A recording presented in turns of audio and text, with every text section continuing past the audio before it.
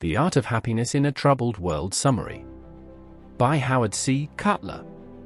Is there an art to being truly happy? Brief. The Art of Happiness in a Troubled World explores how Buddhist teachings and practices contribute to a Western understanding of happiness. Eastern and Western interpretations of happiness are juxtaposed to reveal how to create an abundance of joy by minimizing suffering and cultivating happiness and well-being. American psychiatrist Howard Cutler met the 14th Dalai Lama while studying Tibetan medicine in Dharamsala. Cutler was inspired by their discussions and the Dalai Lama's capacity for joy. When it comes to happiness, the Dalai Lama's advice is simple. Identify what leads to happiness and what leads to suffering.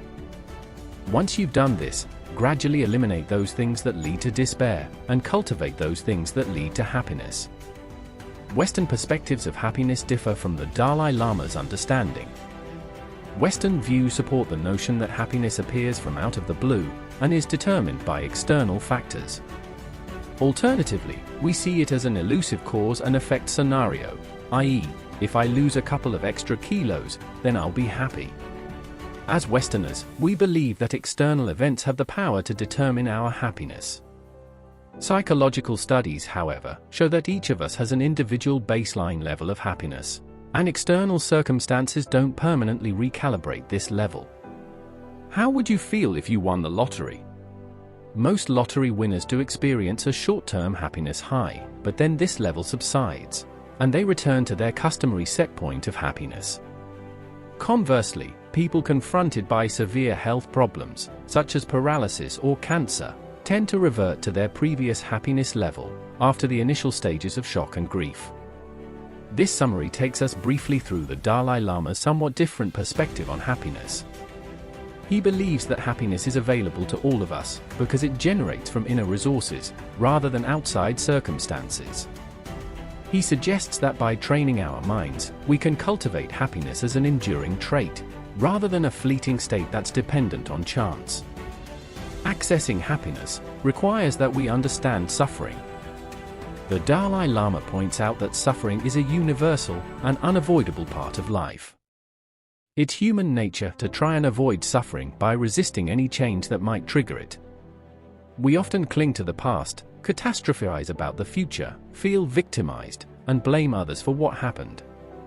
But by doing this, we're only adding to our suffering.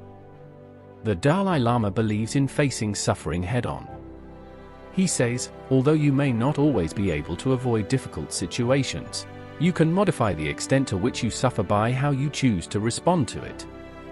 Our response to suffering can often provide our lives with great meaning. How we choose to respond to suffering is well illustrated by Viktor Frankl, a Jewish psychiatrist and Holocaust survivor. During the Second World War, his experiences in concentration camps gave him insight into how people managed to survive these atrocities. He observed that those who survived did so, not because of youth or physical strength, but because they derived resilience from their sense of purpose. Being able to find meaning in suffering is powerful because it helps us to cope, even during the most challenging times. Adopt the perspective that suffering is impermanent. The philosopher Alan Watts said, "The truth is, we know so little about life. We don't really know what the good news is and what the bad news is." How we perceive and analyze good and bad news is simply a matter of perspective. The following story, about a farmer whose horse runs away, illustrates how a shift in perspective can change how you respond to things.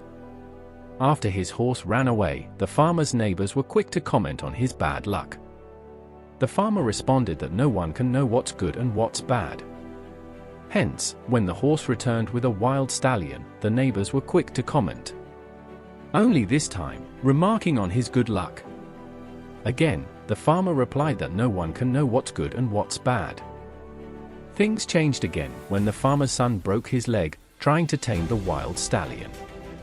Now the neighbors were certain of the farmer's bad luck.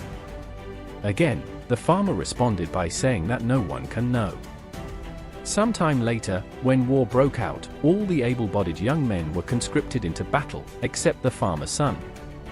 He was spared because of his broken leg.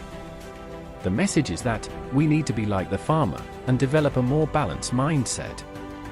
By stepping back from a situation without immediately judging something as good or bad, we can train our minds to be more open to the possibility of happiness.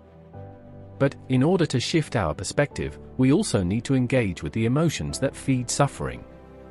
Anger and anxiety are two powerful emotions that are worth exploring. Anger tells us that something is violating our deepest values. The difficulty is that we can be inclined to suppress our anger or express it in destructive ways. If we don't deal with anger appropriately, it can harm our health and relationships. Choosing to respond, rather than to react, can be a mechanism to reduce further suffering. For the Dalai Lama, the age-old traditions of meditative practice are one of the best ways to cope with anger. It can teach us to respond with patience and tolerance. How do you respond to anxiety? Anxiety is a useful protective response to imminent danger. It's a warning system that keeps us alert to possible threats. The problem is that in modern-day life, anxiety has become an overactive response that we can't always switch off. Take a specific situation like writing a test. We tend to attach our thoughts to the outcome, perhaps envisioning failure or wanting to ace our results. If we come from a place of sincerity, our anxiety may decrease. For example, writing a test may be an opportunity to cultivate and refine our skills. A lack of confidence can increase anxiety, and the Dalai Lama believes that being honest with ourselves, about both our capabilities and our limitations, can be the antidote to this. Suffering can be reduced, but it's just as important to understand and build happiness. The Dalai Lama says that our purpose is to be happy, and that our wish to be happy is a natural part of the human condition. He believes that love and compassion are necessities and that humanity cannot survive without them. Compassion is a cornerstone of happiness for the Dalai Lama. He believes that practicing compassion serves the happiness of others and ultimately our own. He reminds us that our survival depends on looking after the well-being of others and our global community. We bring a lot of suffering upon ourselves because we're so often internally focused. Scientific studies support this. They show that when we alleviate other people's suffering, we also tend to reduce our own. On a more personal level, our closeness and intimacy with others also builds happiness. The Dalai Lama believes that intimacy with others is core to our health and happiness. Research supports this. If we have close friendships and people to turn to, then we're more likely to survive health challenges and less likely to develop diseases. So, intimacy shouldn't just be confined to our close groups, family members, or a significant other. It's based on the willingness to be open, to show empathy, and to embrace countless opportunities to connect with others more deeply and genuinely. Challenging Western notions of romantic love. The Dalai Lama believes that the Western lustful approach to love isn't the road to lasting happiness.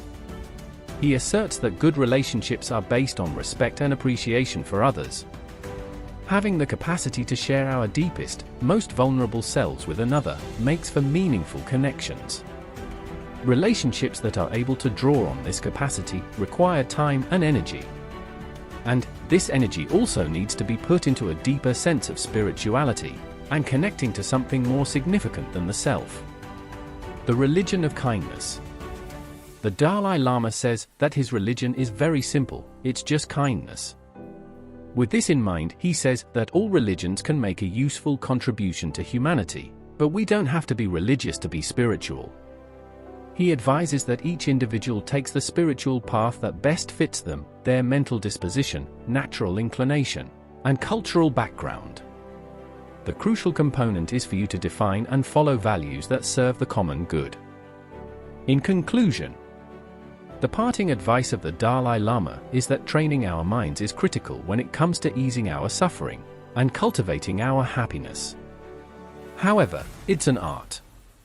And refining any art form takes time and discipline. Just as a tree can't suddenly grow strong roots to survive an approaching storm, we can't suddenly decide to be happy in a stressful situation. It's time to appreciate our potential as human beings and to recognize the importance of inner transformation. We all have the power to change for the better, in order to enhance our happiness.